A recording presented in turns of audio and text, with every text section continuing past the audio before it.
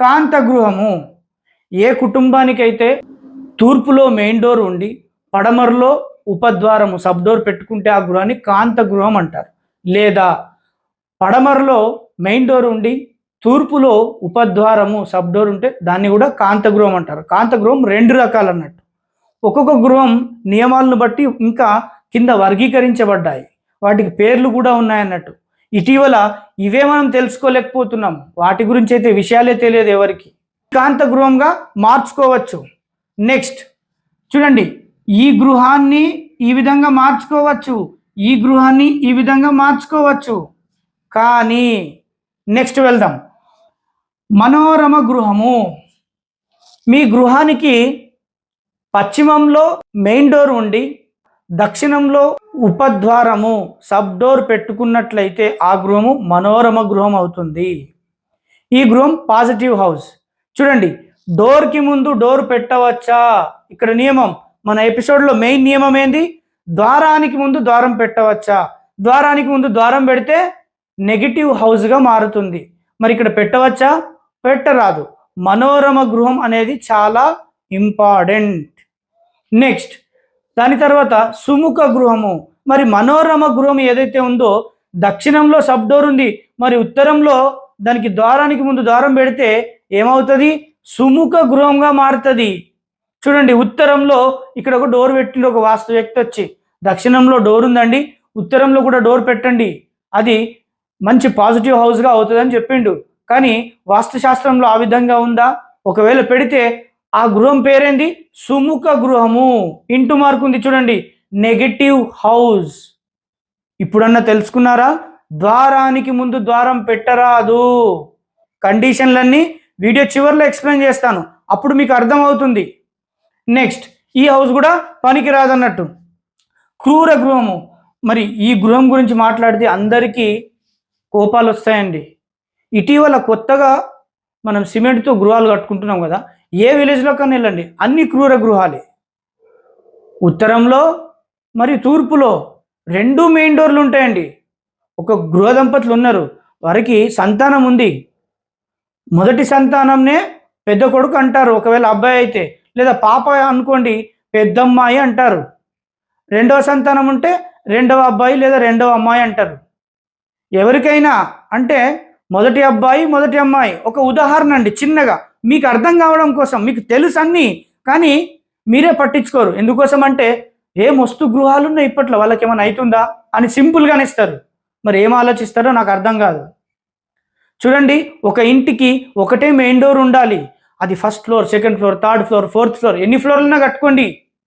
గృహానికి ground ఫ్లోర్లోనే main door పెట్టాలి. ఒకవేళ సాధ్యం కాలేదంటే ఫస్ట్ ఫ్లోర్లో మెయిన్ డోర్ పెట్టుకోవాలి. ఒకటే మెయిన్ డోర్ ఉండాలి. క్రూర గృహం ఉంది, తూర్పులో ఉత్తరంలో రెండు మెయిన్ డోర్లు పెట్టుకుంటారు. వాస్తుశాస్త్రంలో దీన్ని ఎంత ఘోరంగా ఎన్ని అశుభాలు కలిగిస్తుందంటే అన్ని అశుభాలు కలిగిస్తుంది. మరి దీన్ని ఇక్కడ ఉత్తరంలో డోర్ ఉంది, మరి సబ్ డోర్ ఉంది, మరి దాన్ని దక్షిణంలో సబ్ డోర్ పెడితే ధనద గృహంగా మార్చవచ్చు కదా. 11వ నంబర్ ఇక్కడ చూడండి, ఇంటూ మార్క్ ఇచ్చాను. మరి మార్చవచ్చా అంటే చూడండి, ఇక్కడ కండిషన్ 7 నంబర్ ఉంది. దక్షిణంలో సబ్ డోర్ని పెట్టరాదు పాత గృహానికి. ఒక గృహం కట్టిన తర్వాత కొన్ని రోజులకు సమస్యలు వస్తే ఆ గృహానికి డోర్కి ముందు డోర్ పెట్టవచ్చా, ద్వారానికి ముందు ద్వారం పెట్టవచ్చా? అప్పుడు కండిషన్ ఏమొస్తుంది? క్రూర గృహానికి తూర్పులో మెయిన్ డోర్ ఉండి పడమరలో మెయిన్ డోర్ పెడితే సరిపోతుందా? సరిపోదు. మరి ఏ గృహంగా మారుతుంది అనేది మీరు ఇక్కడ అన్ని గృహాలని ఇచ్చాను, మీరు చూస్తే ఏ గృహంగా మారుతుంది? అది ఆక్రంద గృహంగా మారుతుంది.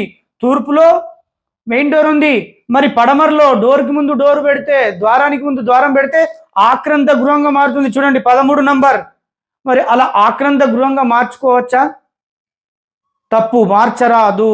నెక్స్ట్ ఇప్పుడు ఉత్తరంలో సబ్ డోర్ ఉంది, మరి దాన్ని దక్షిణంలో సబ్ డోర్ పెట్టవచ్చా? పెడితే ఏ విధంగా మారుతుంది? ధనద గృహంగా మారుతుంది. కానీ మార్చవచ్చా? మార్చరాదు. ఒక పాత గృహానికి దక్షిణంలో సబ్ డోర్ పెట్టరాదు. ఏ పాత గృహాలకు కూడా దక్షిణంలో ఎప్పటికీ కూడా డోర్ పెట్టరాదు. ఈ ద్వారానికి ముందు ఇక్కడ ఒక ద్వారం, మరి ఉత్తరంలో ఉన్న ద్వారానికి ముందు ఇంకొక ద్వారం, ఇలా 2 ద్వారాలు పెట్టుకొని దాన్ని చతుర్ముఖ గృహంగా మార్చవచ్చా? అస్సలే చేయరాదండి. కుటుంబాన్ని మొత్తం వాస్తు సమస్యల్లో ఇరికించేస్తుంది. ఏ గృహాన్నైనా సరే ద్వారానికి ముందు ద్వారాలు ఇలా పెట్టుకొని దాన్ని చతుర్ముఖ గృహంగా చేసుకుంటే ఎన్ని అశుభాలు వస్తాయంటే, వాస్తుశాస్త్రంలో ఏవైతే అశుభాలు చెప్పబడ్డాయో అన్నీ ఆ ఇంట్లో వచ్చి కూర్చుంటాయి. ఎందుకండి మరి చతుర్ముఖ గృహం గురించి ఇప్పట్లో యూట్యూబ్లో చాలా చెప్తున్నారు కదా అంటే, చతుర్ముఖ గృహ నిర్మాణం గురించి భారతదేశం మొత్తంలో ఎక్కడ కూడా ట్రైనింగ్ ఇవ్వరు. ఒక ట్రైనింగ్ సెంటర్లో ఒక గృహం ఎలా కట్టాలి, ఆయాది గణన ఎలా ఇవ్వాలి అని మాత్రమే సింపుల్గా చెప్తారు 1 డే క్లాసెస్లో లేదా 2 డే క్లాసెస్లో. కానీ వాస్తుశాస్త్రాల్లో ఉన్న అన్ని గృహాల గురించి ఏ ట్రైనింగ్ సెంటర్లో చెప్పరండి. సో మీకు అర్థమైందా? నకిలీ చతుర్ముఖ గృహం గురించి మీరు తెలుసుకుంటారు అన్నట్టు. కండిషన్లు తెలివై మళ్ళీ వాళ్ళ విపక్ష గృహము, దీని గురించి అయితే మనం ఇంతకుముందు తెలుసుకున్నాం. ద్వారానికి ముందు ద్వారం పెట్టుకుంటే విపక్ష గృహం అవుతుంది. ఎప్పుడు? ఉత్తరము, దక్షిణం. నెక్స్ట్ ధనత గృహము, దీని గురించి వదిలేసేయండి, అవసరం లేదు, వీడియో చివరిలో చెప్తాను. 12వది చూడండి, క్షయ గృహము. ఇప్పుడు ఇక్కడ చూడండి, ఉత్తరంలో మెయిన్ డోర్ ఉంది, పడమరలో సబ్ డోర్ ఉంది, లేదా పడమరలో మెయిన్ డోర్ ఉంది, ఉత్తరంలో సబ్ డోర్ ఉంది. మరి దీనికి డోర్కి ముందు ఇక్కడ ఒక డోర్ దక్షిణంలో పెట్టవచ్చా? కండిషన్ వాస్తుశాస్త్రంలో దక్షిణంలో ఒక పాత గృహానికి సబ్ డోర్ ఎప్పటికీ పెట్టరాదు ఒక పాత గృహానికి. అయితే ఇక్కడ ఉత్తరానికి మరియు దక్షిణానికి డోర్కి ముందు డోర్ పెట్టరాదు. పెడితే ఏ విధంగా మారుతుంది? ఇక్కడ గృహం ఉంటుంది చూడండి, ఇదిగోండి విపుల గృహంగా మారుతుంది. విపుల గృహం ఇంటూ మార్కుంది. విపుల గృహం కుటుంబాన్ని వాస్తు సమస్యలు తెచ్చిపెడుతుంది. మరి అట్లాంటప్పుడు దక్షిణంలో సబ్ డోర్ పెట్టరాదు.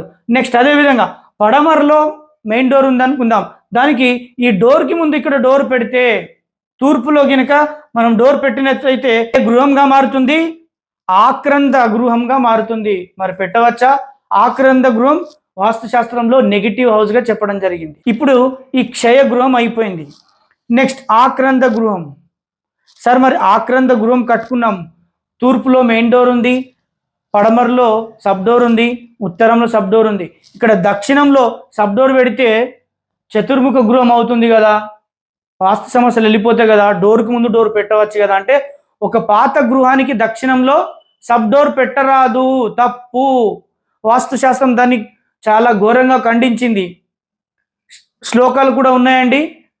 సమయం దొరికితే ఈ వీడియో పెద్దగా అవుతుంది, బాగా సమయం దొరికితే శ్లోకాన్ని చెప్పి కూడా వివరిస్తాను మీ అందరికీ. ఎందుకోసం అంటే రండి, మేము ఒక ఎపిసోడ్ చేసే ముందు మీ అందరికీ కూడా 18 వాస్తుశాస్త్రాలు ఉంటే దాదాపుగా సాధ్యమైనంత వరకు వాస్తుశాస్త్రాలని సంపాదించి వాటన్నిటిని కూడా రిఫర్ చేస్తూ ఎపిసోడ్ని రెడీ చేస్తాం మీ అందరి కోసం. సో గౌరవనీయులైన ప్రజలు చాలా కష్టపడి ఇన్ఫర్మేషన్ని సేకరించి అన్ని వాస్తుశాస్త్రాలలో ఏ కండిషన్ ఎక్కడిచ్చారు బాగా కష్టపడి ప్రిఫర్ చేసి ఒక 2-3 రోజుల ముందు నుండే మేము ఎపిసోడ్ని రెడీ చేస్తాం. దయచేసి అందరూ వాస్తుశాస్త్ర జ్ఞానాన్ని, వాస్తుశాస్త్రంలో ఉన్న నాలెడ్జ్ని తెలుసుకోండి. తొందరపడి గృహాన్ని మార్చుకోకండి, తొందరపడి గృహాన్ని కట్టుకోరాదు. ఎన్నో సమస్యలకు మూలం వాస్తుశాస్త్రం.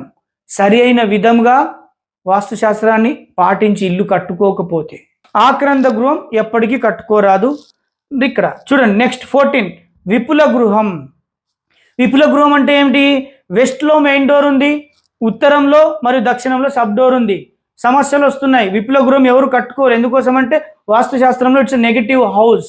మరి డోర్కి ముందు డోర్ పెడితే, మన ఎపిసోడ్ ఏందండి, ద్వారానికి ముందు ద్వారం పెడితే, మరి వెస్ట్లో మెయిన్ డోర్ ఉంది, మరి ఈస్ట్లో సబ్ డోర్ పెడితే అది చతుర్ముఖ గృహం అవుతుంది కదా, సమస్యలు వెళ్ళిపోతాయి కదా అనుకోవచ్చు. ఇలా సింపుల్గా వాస్తు వ్యక్తులు వాళ్ళే ఆలోచించుకొని మీకు రెమెడీస్ ఇస్తారు మీ ఇంటికి వచ్చినప్పుడు. కానీ సాక్ష్యాన్ని చూపెట్టలేరు వాస్తుశాస్త్రంలో ఇలా చేయాలని. ఒక పాత గృహాన్ని చతుర్ముఖ గృహంగా మార్చరాదు. చతుర్ముఖ గృహంగా మారిస్తే ఎన్నో సమస్యలకు మూలమవుతుంది ఆ ఇల్లు. ఎందుకు అవుతుంది అనేది కూడా ప్రత్యేకమైన ఎపిసోడ్లో ప్రత్యేకమైన నియమాలు చెప్పడం జరుగుతుంది. నెక్స్ట్ ఇది ధ్రువ గృహం. వ్యవసాయదారులకి అంటే నలువైపులా చిన్న కిటికీలుండి పైన పెద్దగా ఉండి దాంట్లో ధాన్యాలు వేసి పెట్టుకుంటారు, స్టోరేజ్.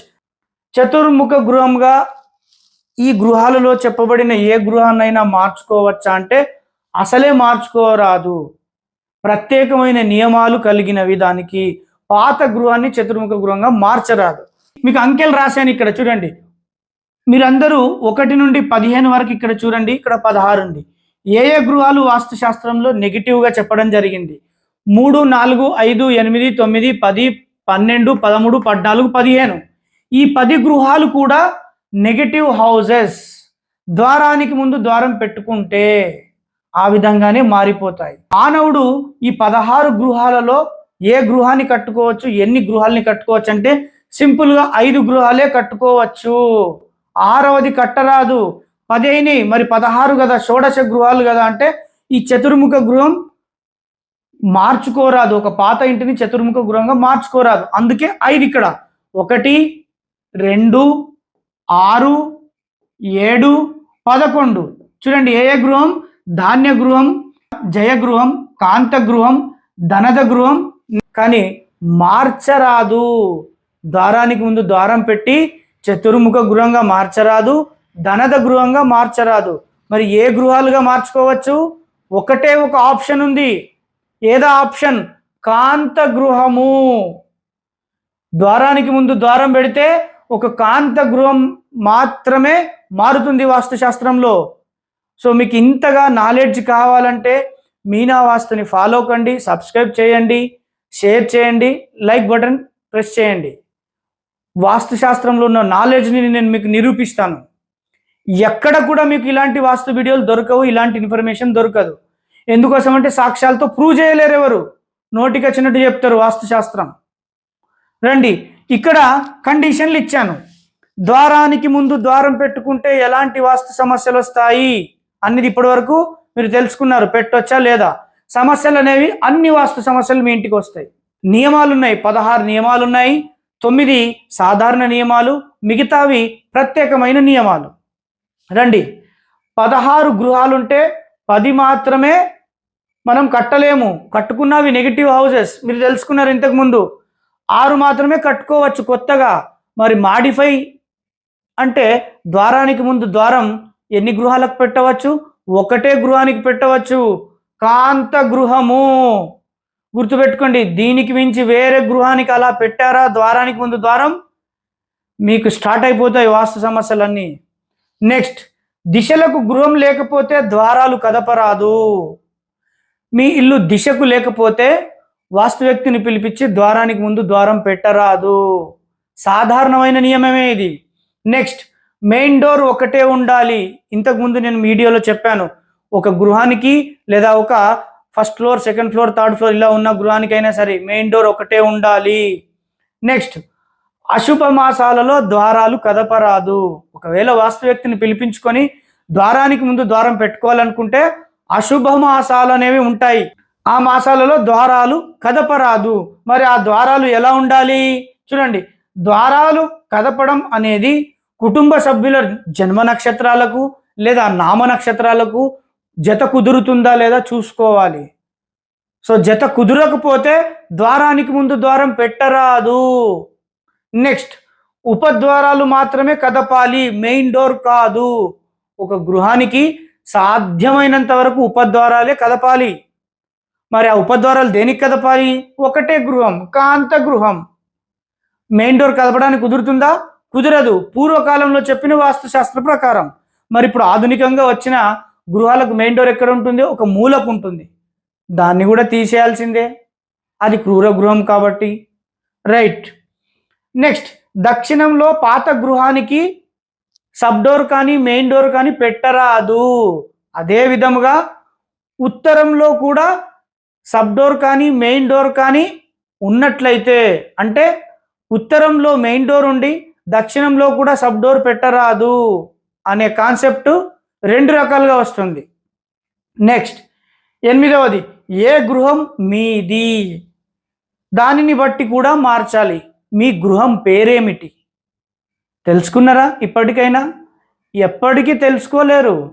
ఎందుకోసమంటే ఇల్లు కట్టేసినామా, ఉన్నామా, సమస్యలు వస్తే మన సమస్యలు అనుకుంటున్నాం. కానీ వాస్తు సమస్యల్లో భాగమేమో మీకు వచ్చిన సమస్యలు తెలుసుకోవడం లేదు మీరు ఇంకా. నెక్స్ట్ చూద్దాం, 9వది, పాత గృహాన్ని చతుర్ముఖ గృహంగా మార్చరాదు. ఈ నియమాలు అన్నీ పాటించినప్పుడు 9వది చూసుకుంటే ఇవన్నీ కూడా 9 పైన ఆధారపడతాయి. మరి ఒక పాత గృహాన్ని చతుర్ముఖ గృహంగా మార్చితే మీ వాస్తు సమస్యలు దూరం అవుతాయా? ధన్యవాదాలు.